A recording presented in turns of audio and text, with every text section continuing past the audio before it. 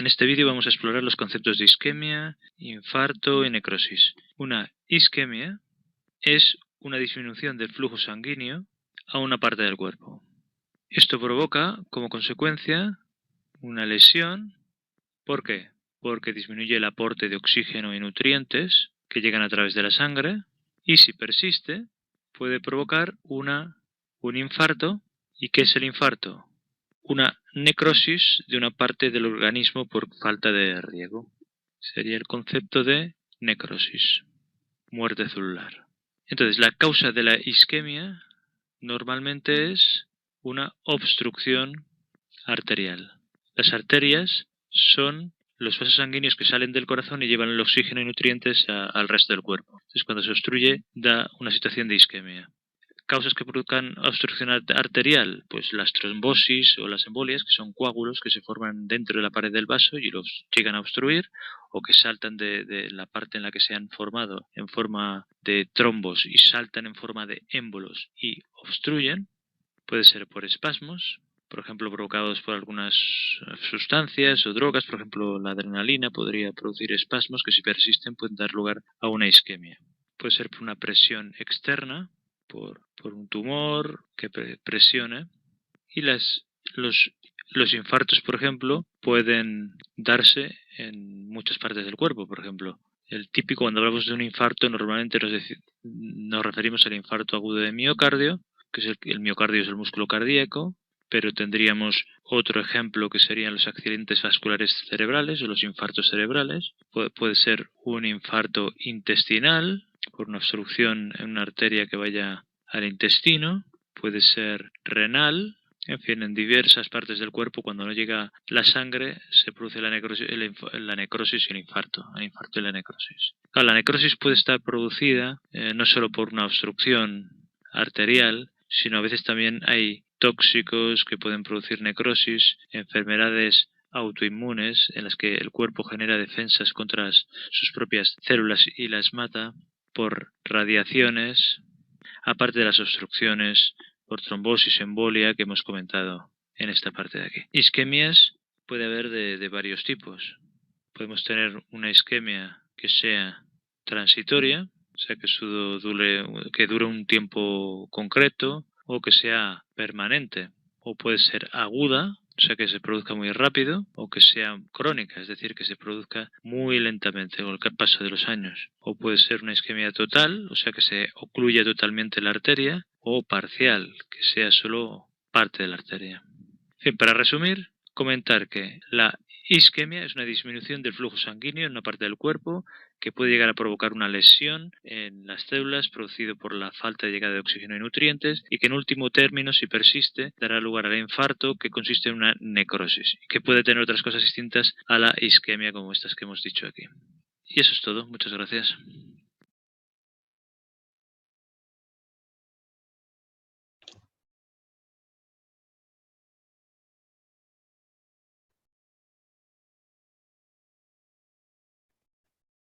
Buenos días, espero que estén todos muy bien. La presentación de hoy día tiene como objetivo revisar los aspectos más importantes y relevantes del síndrome coronario. A modo de introducción, ustedes ya vieron el video que habla sobre los conceptos de isquemia, lesión y necrosis, de las causas de la isquemia y en particular lo que tiene que ver con la clasificación de las isquemias o los tipos de la isquemia. Y vamos a revisar más adelante que en el síndrome coronario tenemos episodios de isquemia que pueden ser transitorios o no, y que se pueden deber a la oclusión parcial o absoluta o completa de una arteria, principalmente a nivel del corazón.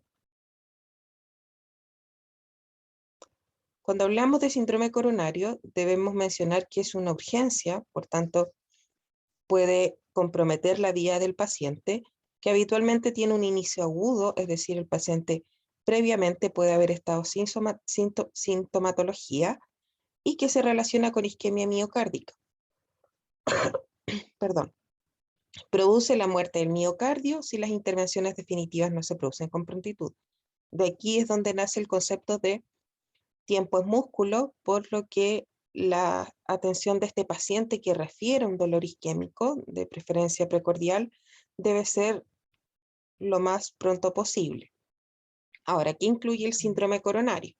Incluye la angina inestable, que es aquel dolor precordial que se produce cuando el paciente está en reposo, el infarto del miocardio sin elevación del segmento ST y el infarto del miocardio con elevación del segmento ST. Vamos a ver más adelante cuáles son las diferencias de estos tres tipos de cuadros clínicos. Lo que sucede en la angina inestable es que previo al episodio de isquemia y de angina hay una obstrucción parcial de una arteria coronaria, habitualmente con una placa de ateroma, es decir, con una placa de tejido graso, que es como ustedes ven en la imagen. Por tanto, frente a esta oclusión parcial, el corazón es incapaz de perfundirse de manera adecuada y el paciente va a presentar un dolor relacionado con esta incapacidad del corazón de perfundirse a sí mismo. El dolor habitualmente es transitorio y cede una vez que esta isquemia logra revertirse principalmente a través de la administración de vasodilatadores como son los nitratos o la nitroglicerina. Entonces, el primer cuadro clínico que comprende el síndrome coronario es la angina inestable, donde el dolor de pecho, el dolor precordial, se produce por un flujo insuficiente de sangre hacia el músculo cardíaco. ¿Cuál es la importancia de detectar una angina inestable? Es que este cuadro es precursor del infarto agudo al miocardio. Si no se trata a tiempo, si no se interviene probablemente quirúrgicamente el paciente para destapar esta placa, destapar esta arteria, el paciente probablemente sufra un infarto agudo al miocardio. Una vez que, lo que les decía, se resuelve la isquemia, el dolor cesa. En cambio, el infarto, que puede ser con supradesnivel del segmento ST o sin elevación del segmento ST, eso tiene que ver con cambios más bien a nivel del electrocardiograma, la obstrucción de la arteria coronaria es absoluta. Es un proceso que se inicia cuando la causa es una placa de ateroma con el transcurso de los años. A través de ciertos factores de riesgo, esta placa se empieza a acumular y llega un momento en que esta placa se fractura, provocando la formación de un trombo, lo que va a ocluir de manera total y brusca la arteria coronaria. Eso significa que el músculo cardíaco no recibe suficiente cantidad de sangre oxigenada, con lo que el paciente va a referir dolor. Acá pudiéramos evidenciar, ¿cierto?, los tres conceptos revisados en el video. En una primera instancia va a haber una isquemia, luego va a haber una lesión si esta isquemia persiste y finalmente la zona oscurecida que ustedes ven en la imagen, que es la necrosis o infarto. Dependiendo de la cantidad de tejido dañado, van a ser las complicaciones y la sobrevida del paciente. Con respecto al diagnóstico del infarto del síndrome coronario, vamos a ver estos cambios en el trazado electrocardiográfico. En la primera imagen ustedes tienen un trazado normal. Cuando se inicia este fenómeno de isquemia, lo primero que vamos a tener es una elevación del segmento ST. En condiciones normales, el segmento ST es isoeléctrico, es decir, corre paralelo a la línea horizontal del papel de electrocardiograma. En el caso de que este segmento se eleve, hablamos de un infarto con supradesnivel del segmento ST y esto ocurre cuando el paciente comienza a sentir dolor precordial. Este es el primer cambio electrocardiográfico que vamos a ver. Si la isquemia se resuelve, no daría lugar a las otras alteraciones que tenemos acá, que son estas otras cuatro. En el transcurso de las horas, lo que empieza a aparecer, además de esta elevación del segmento ST, es un descenso de la onda R, que es la onda más alta del complejo QRS, y la aparición de esta onda Q, que se hace más profunda. En el día 1 y 2 persiste una onda Q-patológica, esta elevación del segmento ST, pero además se empieza a evidenciar la inversión de la onda T, que en condiciones normales es positiva, como lo ven acá en la primera imagen. Con el transcurso de los días, el segmento ST vuelve a normalizarse, persiste todavía inversión de la onda T, la que se va a normalizar con el transcurso de la semana. Lo que persiste para el resto de la vida del paciente es esta onda Q-patológica. Por tanto, el paciente que sufre un infarto puede todavía tener señales electrocardiográficas de su infarto, así hayan pasado semanas, meses o incluso años. Esta es la diferencia entre un infarto sin supradesnivel del segmento ST y con elevación del segmento ST. En la primera imagen ustedes tienen un segmento ST que no se eleva, más bien va a haber un infradesnivel. Este segmento ST tiende a volverse negativo. Y si observan la diferencia entre las dos imágenes, en el infarto sin supradesnivel del segmento ST, la cantidad de músculo es inferior o es menos que en el infarto con elevación del segmento ST, que compromete todo el miocardio. Por tanto, en estos pacientes el infarto es más grave, con elevación del segmento ST o un infarto transmural. La primera imagen del infarto sin supradesnivel del segmento ST también se conoce como infarto subendocárdico y estos pacientes habitualmente tienen mejor pronóstico. Para hacer el diagnóstico, lo que ya les había mencionado, electrocardiograma de 12 derivaciones. El ecocardiograma principalmente, esto es igual que una ecografía, pero a nivel del corazón, lo que hace es determinar qué tan dañado quedó principalmente el ventrículo izquierdo. A través de la determinación del volumen que puede eyectar este corazón, se determina si el daño fue severo, moderado o grave. Ahora, dentro de los exámenes de sangre, estos dos son los más específicos. La troponina es una enzima que regula el proceso contráctil del miocardio y hay 3 isómeros, el isómero C, I y T. Los más específicos para el músculo cardíaco son los isómeros I y T. Aumenta a las pocas horas del infarto y permanece elevada hasta 2 semanas. Importante, cuidados de enfermería: al tomar una muestra de troponina, esta muestra debe permanecer en frío hasta que llegue al laboratorio para evitar que aumente sus niveles, ya que las células van a seguir destruyéndose. Por tanto, lo importante es mantener esta muestra en frío para disminuir el metabolismo celular y no alterar los resultados.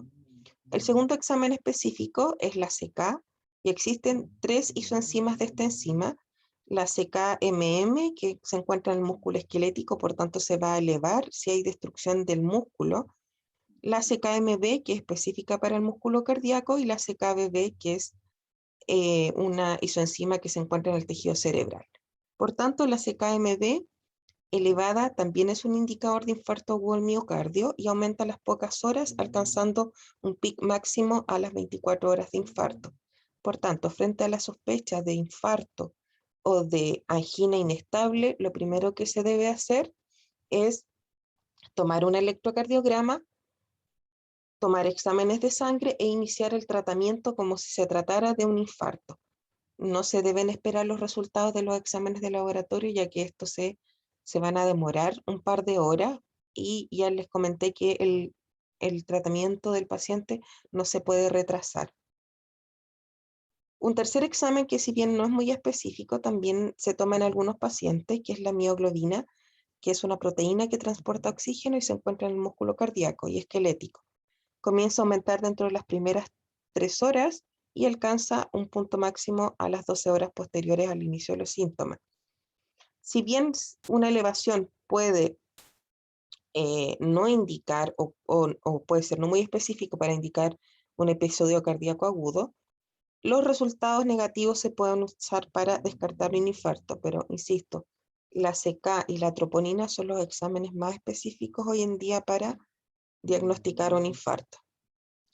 Con respecto al proceso de atención de enfermería, lo que debe valorarse en el paciente son los antecedentes, principalmente la presencia de patologías cardiovasculares. La edad es muy importante.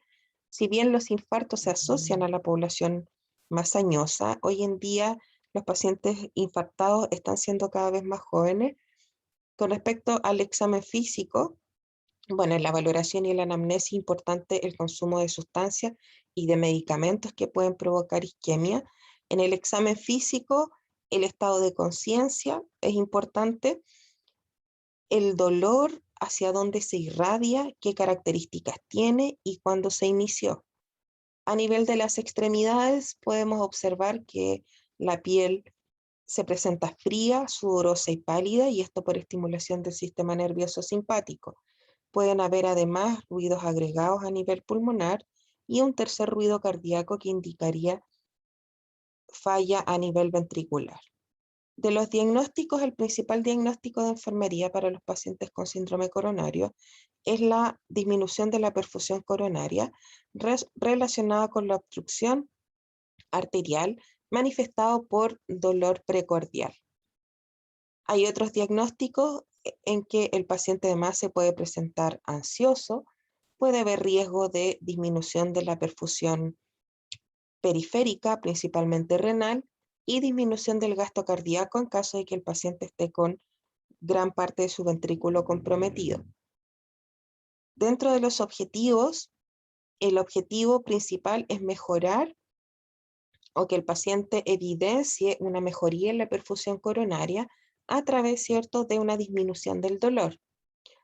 De la ansiedad, el paciente es importante que se muestre tranquilo, ya que la ansiedad aumenta el consumo de oxígeno en un corazón que no puede hacer frente a esta demanda. Un patrón respiratorio normal y función renal dentro de rangos normales. Dentro de la planificación, para mejorar el flujo cardíaco, se administran medicamentos como la morfina, que además de ser un analgésico, produce vasodilatación y disminuye la ansiedad del paciente. El oxígeno para mejorar la perfusión coronaria, la oxigenación coronaria y del resto de los tejidos. La nitroglicerina sublingual, que actúa como vasodilatador, mejorando, ¿cierto?, la perfusión coronaria, aunque en casos de obstrucción total el efecto no es tan evidente.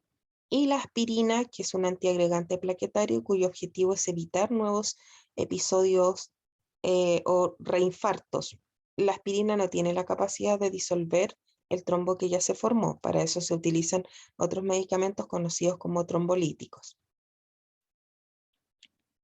Estos 4 medicamentos se pueden resumir en la mnemotecnia MONA: morfina, oxígeno, nitroglicerina y aspirina.